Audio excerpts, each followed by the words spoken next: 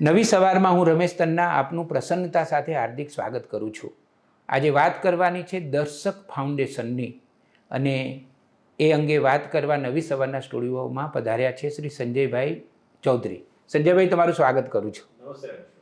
સંજયભાઈ, મનુભાઈ પંચોળી, દર્શક, એને કોણ ચાહે નહીં? અને કયો એવો ગુજરાતી હશે કે જેણે મનુભાઈને ન વાંચ્યા હોય?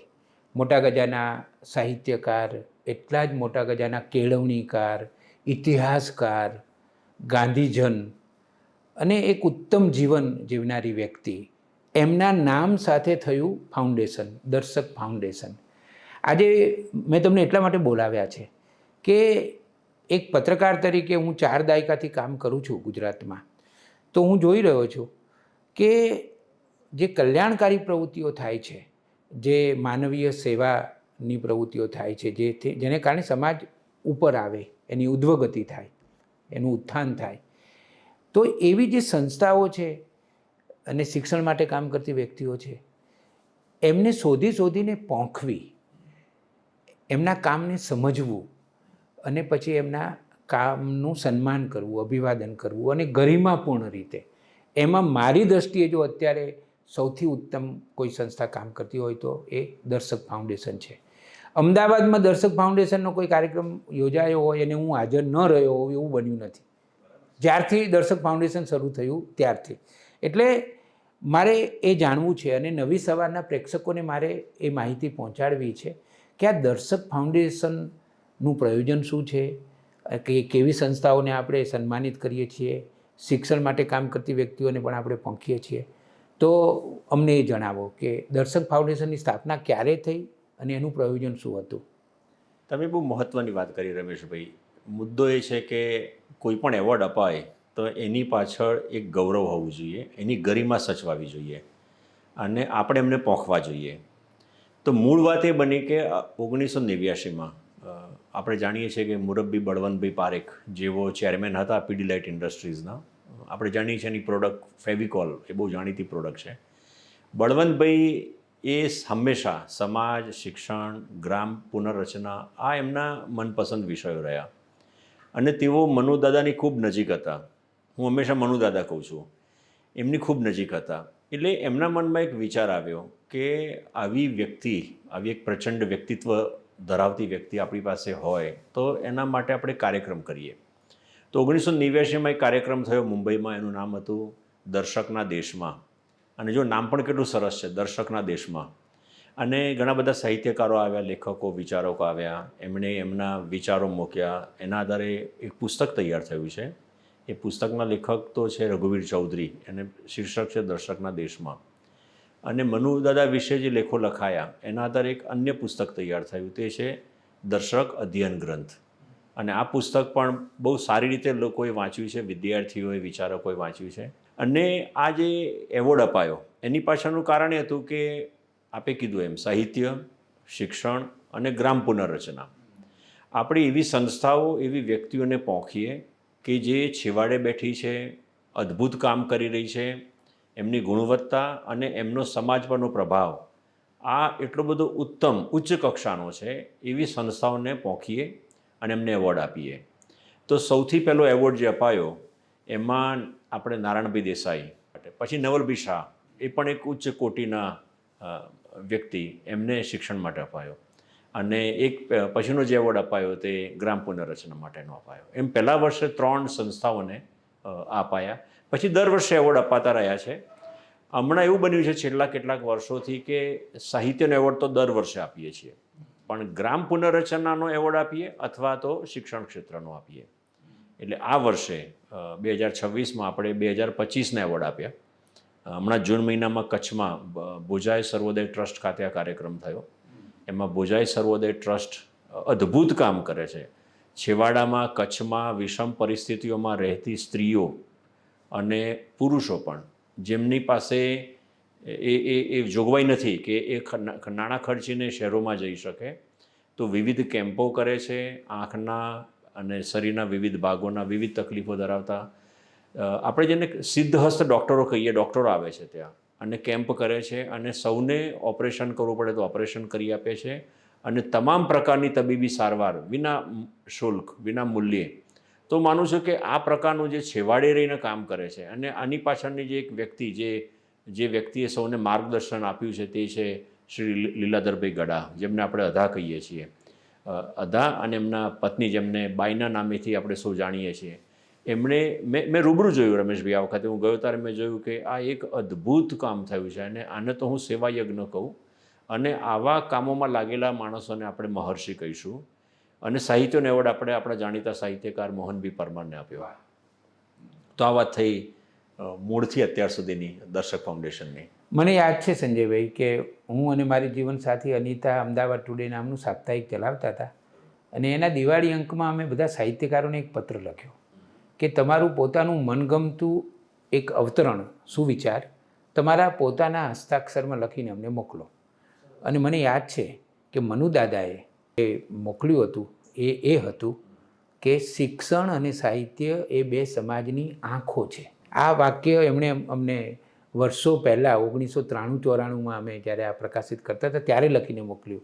એટલે મનુદાદામાં તમે જુઓ કે તમે શિક્ષણમાં એવોર્ડ આપો છો, સાહિત્યમાં પણ આપો છો અને ગ્રામ ઉત્થાન, આ 3માં એવોર્ડ તમે આપી રહ્યા છો.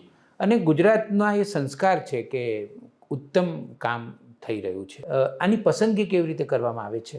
આ એ બહુ અગત્યનો અને ગંભીર મુદ્દો છે રમેશભાઈ, કારણ કે આપણે જાણીએ છીએ મોટાભાગના એવોર્ડ વિવાદાસ્પદ થઈ જતા હોય છે. તો પાયાનું કામ છે કે આની સમિતિનું ગઠન એવી રીતે થાય, એમાં એવી વ્યક્તિઓ હોય કે જે એકબીજાથી ઇન્ડિપેન્ડન્ટ, જેને કહીએ વિચારધારા ધરાવતી હોય, કોઈના દબાણમાં ન આવી વ્યક્તિઓ હોય.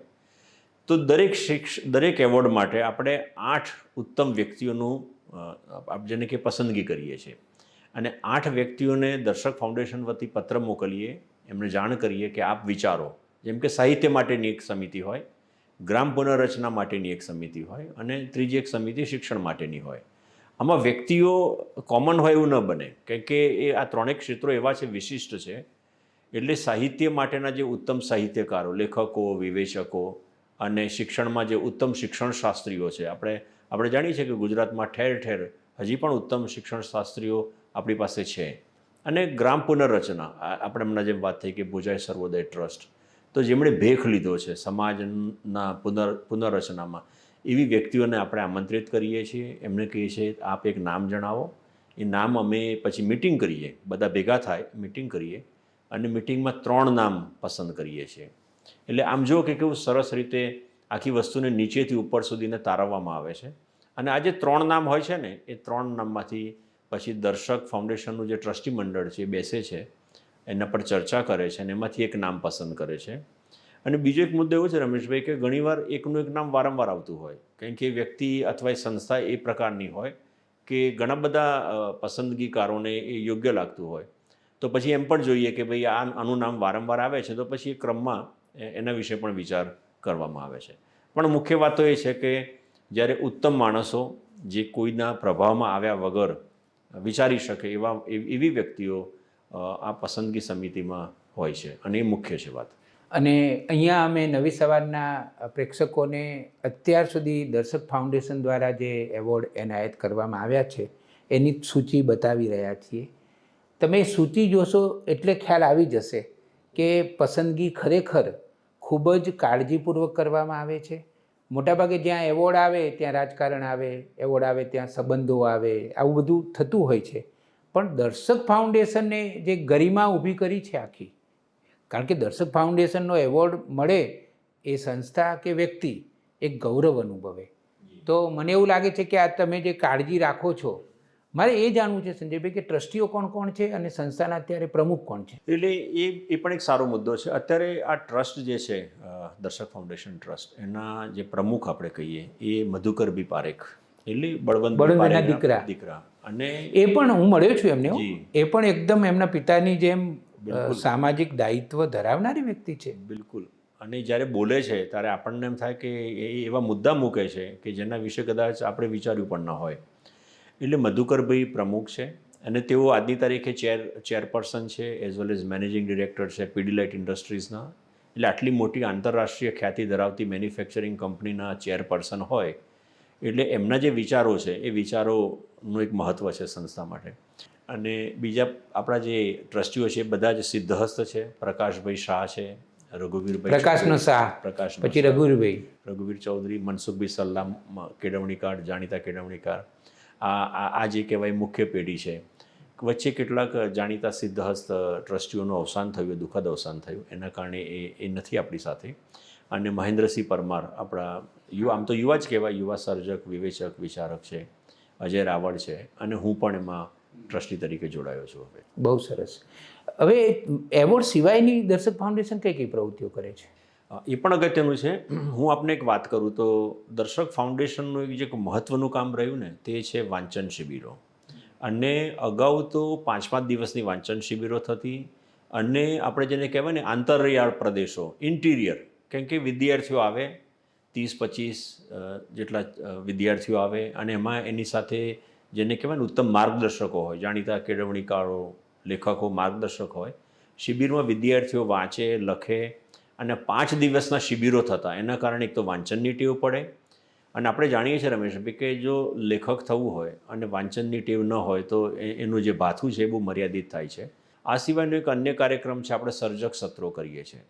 આપણી પાસે એવા સર્જકો હોય છે, સમાજમાં એવા સર્જકો છે જ કે જેમના વિશે કદાચ આપણે નથી પણ વિચારતા, અથવા એમના વિશે વિશેષ વાત નથી કરતા.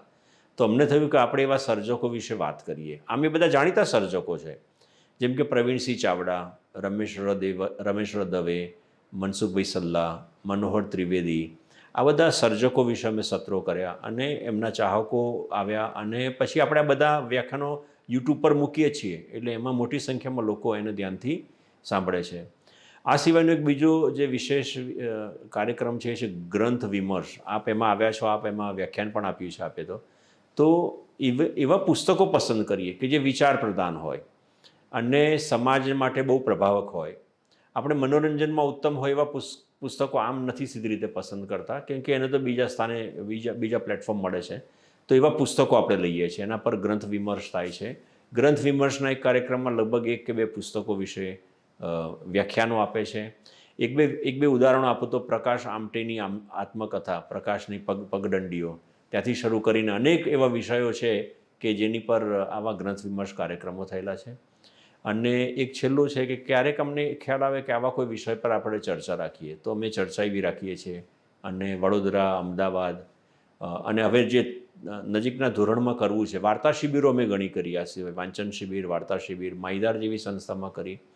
અમે હવે નિબંધની શિબિરો કરવાની અમે વિચારીએ છીએ કે નિબંધ વિષય પર વધુ લખાણ થાય. અને એવું લાગે છે કે જેમ વાર્તામાં ગુજરાતી સાહિત્યમાં ઘણું ખેડાણ થયું, એમ હવે એવું લાગે છે કે નવી દિશા અત્યારે નિબંધની પણ લાગે છે. તો આવી બધી શિબિરો કરવાનું કામ દર્શક ફાઉન્ડેશનનું છે. અને પ્રકાશનમાં ઘણા પુસ્તકો વચ્ચે થયા. દર્શક ફાઉન્ડેશન જ ઘણા બધા પુસ્તકો, દર્શક અધ્યયન હતું, પછી ઘણા બધા અન્ય પુસ્તકો પણ આપણે કર્યા છે. પણ કહેવાનો શું છે કે દર્શક ફાઉન્ડેશન એક ટ્રસ્ટ, એવું ટ્રસ્ટ છે કે કદાચ એને આવી પ્રવૃત્તિઓ અને આવા એવોર્ડ જેવા, જેને ગૌરવશાળી કામો કહીએ, એ કદાચ એને વધારે અનુકૂળ આવે છે. પુસ્તકમાં આપણે જઈએ છીએ એટલે એની વેચાણ વ્યવસ્થા અને પછી આપણે માર્કેટને અનુસરવું પડે છે. ત્યાં કદાચ અમે એટલી ફાવટ નથી ધરાવતા. એટલે પુસ્તકોનું જે પ્રકાશન છે એની પ્રવૃત્તિ હમણાં જરા મંદ થઈ છે, એવું ચોક્કસપણે કહું. સંજયભાઈ, દર્શકના નામ સાથે જોડાયેલું ફાઉન્ડેશન હોય અને આટલી સરસ લોકાભિમુખ પ્રવૃત્તિઓ થતી હોય એનો આનંદ જ થાય, અને એવી આશા પણ રાખવાની ઈચ્છા થાય કે આ બધી પ્રવૃત્તિઓ વધારે ને વધારે સઘન બને, વધારે ને વધારે વ્યાપક બને. એક મને એવું કહેવાનું મન થાય કે હું પોતે સાહિત્ય સાથે સંકળાયેલી વ્યક્તિ છું, શબ્દ સાથે ખાસ કરીને. તો મને ઘણીવાર એવું લાગે કે દર્શકનું જે વાંચન વિશ્વ હતું, અને તમે જુઓ કે બીજા કોઈ સાહિત્યકારે પુસ્તક નથી આપ્યું, પણ દર્શકે તો આપણને પુસ્તક પણ આપ્યું છે, મારી વાંચન યાત્રા. કેટલું સુંદર પુસ્તક છે. જેણે ન વાંચ્યું હોય એને વાંચવાની હું ભલામણ કરું છું. તો એ આખું જે વૈશ્વિક દૃષ્ટિકોણ હતો એમનો, મને ઘણીવાર એવું લાગે કે આપણા ગુજરાતમાં જે લોકો લખી રહ્યા છે, સાહિત્યકારો, પછી એ કોઈ પણ સ્વરૂપનું લખતા હોય, પણ એ મનુદાદાનો જે વૈશ્વિક સ્પર્શ હતો એ ક્યાંક ખૂટતો હોય એવું લાગે. તો દર્શક ફાઉન્ડેશન એ દિશામાં પણ કંઈક થોડો વિચાર કરવો જોઈએ. આ એક ઉત્તમ વિચાર છે, અને અમે વિચારીશું જ, અને તમારા જેવા નિષ્ણાતોની મદદ પણ લઈશું. આ વિષય પર વિચારવાની જરૂર છે, કેમ કે અત્યારે વાંચન જે છે ને બહુ ખૂટી રહ્યું છે. સાહિત્યનું વાંચન જ નહીં, ઇવન શિક્ષણનું. યુનિવર્સિટી કે કોલેજોમાં વિદ્યાર્થીઓ ટેક્સ્ટ બુક પણ હવે નથી વાંચતા. તો ભવિષ્યમાં આપણે એમ કહીએ છીએ કે ભવિષ્યની જે સોસાયટી છે નોલેજ સોસાયટી છે. તો નોલેજ સોસાયટી કેવી રીતે બને? જો વાંચન, વિચાર, વિમર્શ ન હોય તો નોલેજ સોસાયટીમાં આપણે કેવી રીતે દાખલ થઈશું? તો આ વિશે રમેશભાઈ વિચાર કરવો જ જોઈએ. મને આનંદ થયો. દર્શક ફાઉન્ડેશનની વાત નવી સવારના માધ્યમ દ્વારા મારે પહોંચાડવી હતી સમાજને, એટલે મેં તમને બોલાવ્યા અને તમે આવ્યા અને આટલી સરસ માહિતી અને કેટલીક વાતો તો આપણે વિચાર પ્રેરક પણ કરી. તો હું તમારો ખૂબ ખૂબ આભાર માનું છું. આપનો આભાર રમેશભાઈ, કેમ કે આ બાને અથવા આ જે અવસર આપ્યો આપે, જે તક આપી, એના કારણે હું જોઉં છું નવી સવારની ચેનલ આપની જોઉં છું, એનો સભ્ય પણ છું. અને યુવા અને જે વર્ગ જે છે આપની સાથે જે તૈયાર થઈ રહ્યો છે, આપની વાત સ્વીકારે છે, એ બાને અમે એ વર્ગ સુધી પહોંચીશું અને દર્શક ફાઉન્ડેશનની પ્રવૃત્તિઓ આપની ચેનલ થ્રુ આપના દ્વારા પણ વધુ વ્યાપક બને એ અમને ગમશે. Thank you. ખૂબ ખૂબ આભાર. Thank you.